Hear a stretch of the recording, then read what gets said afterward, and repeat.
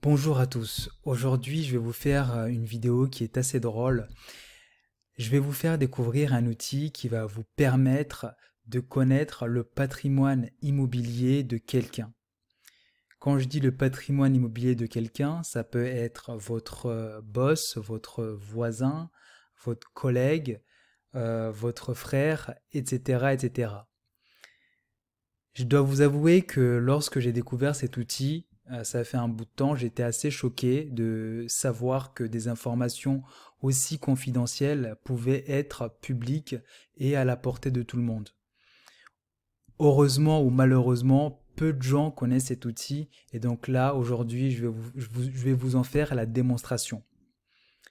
Mais avant d'aller plus loin sur ce sujet, je vais vous inviter à vous abonner à cette chaîne, mais également, si cette vidéo vous plaît, à la fin de celle-ci, n'hésitez pas à mettre un like. Et pour les personnes qui se sont abonnées récemment à la chaîne, si vous êtes intéressé par les ventes aux enchères immobilières judiciaires, il y a actuellement une formation d'1 heure gratuite où je vous explique pas à pas euh, les différentes étapes pour investir via les ventes aux enchères immobilières judiciaires. C'est-à-dire, je commence par le financement, ensuite je vous explique comment identifier le bien sur lequel investir, comment s'attacher les services d'un avocat, comment se comporter lors des ventes aux enchères immobilières judiciaires, et le tout condensé dans une formation d'1 heure. Donc pour y accéder, c'est très simple. En dessous de cette vidéo, il y a un lien. Vous avez juste à cliquer dessus. Ça va vous renvoyer vers une page où vous devez juste mettre votre prénom, votre adresse mail et ensuite je vous envoie les liens qui vont vous permettre d'accéder à cette vidéo d'1 heure gratuite de formation. Maintenant que ça c'est dit, laissez-moi vous faire découvrir cet outil magnifique. Donc finalement, quel est cet outil? C'est un outil qui est mis à disposition par l'État, qui permet en fait d'avoir accès à ce qu'on appelle l'état hypothécaire. Concrètement, pour y accéder, c'est très simple. Il suffit juste d'aller sur Google et taper formulaire 3233 SD.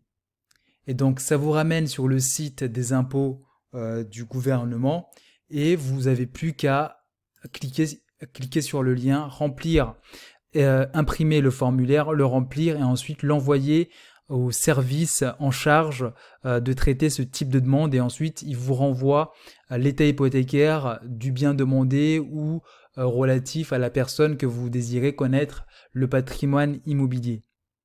Donc là par exemple, si on regarde ce qu'on trouve sur ce formulaire, en fait c'est très simple. Il y a d'abord une partie qui est dédiée à la personne qui fait la demande, donc c'est des informations classiques, donc votre identité, adresse, téléphone, etc.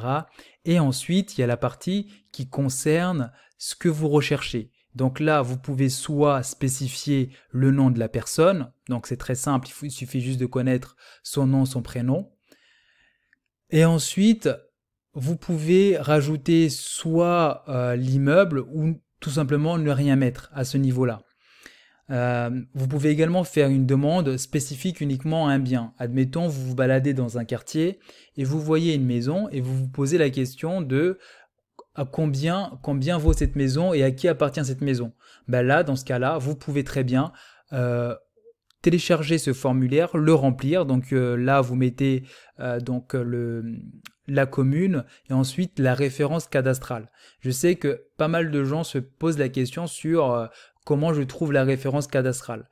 Là-dessus aussi, c'est des informations qui sont accessibles à tout le monde. Donc il suffit juste d'aller sur le site cadastre.gouv.fr et donc là, vous rentrez l'adresse, vous cliquez sur rechercher et ensuite ça va vous donner le lien, ça va vous donner en fait la vue sur le quartier et également ça va vous préciser la référence cadastrale que vous pouvez venir reporter à cet endroit. Malheureusement, ce service n'est pas gratuit, mais sincèrement, par rapport aux informations qu'on peut collecter, pour moi, c'est peu cher. C'est-à-dire que, admettons, si j'ai envie de connaître l'état hypothécaire d'une personne, bah, je peux payer uniquement 12 euros. Et là, ce qui est intéressant, c'est qu'on peut même faire des demandes multiples. Admettons, j'ai envie de connaître euh, à combien les maisons dans mon quartier coûtent, combien mes voisins ont acheté leur maison. Bah là, tout simplement, je vais mentionner, admettons, 5 biens, et comme vous pouvez voir, c'est uniquement 2 euros par bien. Donc finalement, je vais me retrouver à payer 10 euros pour connaître à combien mes voisins ont acheté leurs biens. Et ça sera le prix exact. Il ne faut pas oublier qu'il y a les frais d'expédition qu'il faudra rajouter. Donc, vous devez vous poser la question, mais pourquoi, quels sont les cas d'usage, comment je peux utiliser cet outil pour mes propres affaires? En fait, cet outil est très puissant parce qu'on peut aller très loin. C'est-à-dire que, comme je le disais tout à l'heure, je peux me balader dans un quartier, je vois une maison, j'ai envie de savoir à combien elle a été vendue et à qui appartient cette maison. Et donc à partir de là, je sais que je peux aller faire peut-être une proposition directement à cette personne en lui disant bon bah je suis intéressé par votre bien, voici le prix que je vous propose, sachant que vous partez déjà avec une longueur d'avance parce que vous savez déjà à combien cette maison a été achetée. Et également un autre point, c'est que on peut savoir si un bien est, on va dire, est frappé d'une potentielle saisie. C'est-à-dire que vous pouvez voir un bien, en analysant l'état hypothécaire, vous pouvez savoir si le bien est en cours de procédure de saisie. Et ça, c'est un élément très important parce que si vous réfléchissez un peu sur comment identifier les bonnes affaires, euh, vous pouvez très bien utiliser cet outil-là pour identifier les maisons dans votre quartier qui vont faire l'objet d'une saisie. Et donc là, vous pouvez agir en amont, aller voir les personnes et leur faire des propositions directement.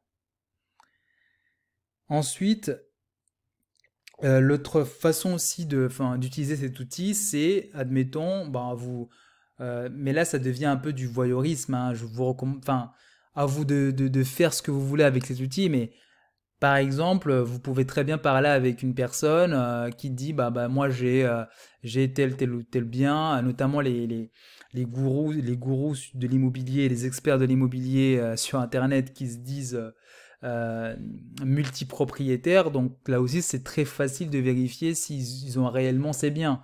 Vous suffit juste de connaître son nom et son prénom, vous faites la demande et vous regardez son patrimoine immobilier.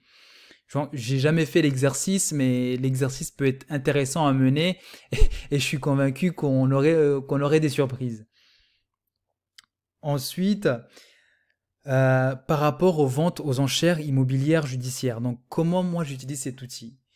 Cet outil, j'utilise très rarement pour être honnête, mais vous pouvez l'utiliser notamment pour connaître, comme je l'ai évoqué tout à l'heure, le prix d'achat d'un bien. C'est-à-dire que lorsqu'on visite certains biens, je prends l'exemple par exemple d'une maison qui est, on va dire, en périphérie d'une ville, qui est vendue aux enchères, des fois on n'a pas suffisamment d'éléments pour évaluer le prix de cette maison.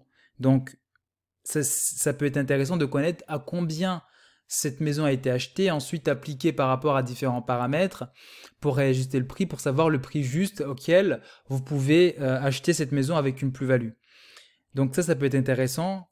Et aussi un autre point qui pour moi est primordial, et c'est pour ça que vous pouvez utiliser cet outil-là, c'est lorsque vous voulez savoir quand est-ce que le commandement de payer valant saisie a été communiqué au propriétaire.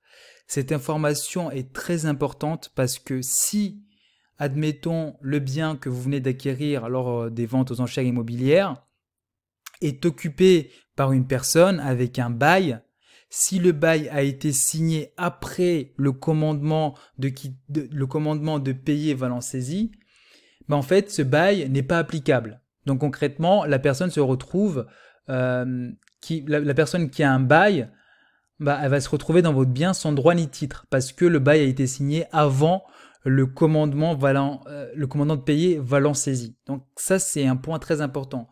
Des fois, on le retrouve dans les cahiers de conditions de vente, mais la plupart du temps, c'est pas mentionné. Donc, vous pouvez utiliser cet outil pour faire ce genre de choses.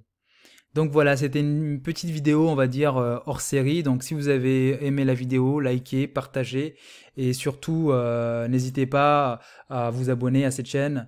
Je vais continuer à faire des vidéos autour des ventes aux enchères immobilières judiciaires et dans les prochaines semaines, je vais vous expliquer comment j'ai acquis récemment 2 biens aux enchères lors d'une même audience avec des fortes plus-values et aussi des fortes rentabilités.